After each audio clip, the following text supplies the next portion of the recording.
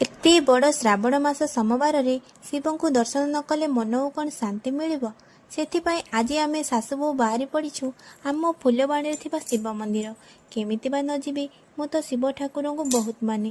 ଯେତେବେଳେ ମୁଁ +2 first year ପଢ଼ିଲି, କାର୍ତ୍ତିକ ମାସ ସୋମବାର ଉପବାସ କରିବା ଆରମ୍ଭ କଲି।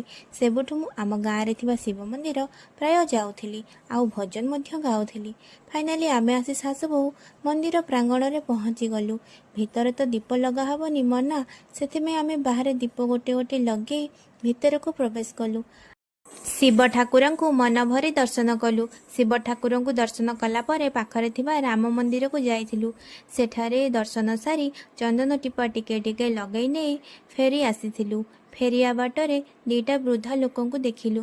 ତାଙ୍କୁ ମାଆ କିଛି ଦାନ କରିଥିଲେ। ଦାନ କରିସାରି ଆମେ ଫେରି ଆସିଥିଲୁ ଘରକୁ।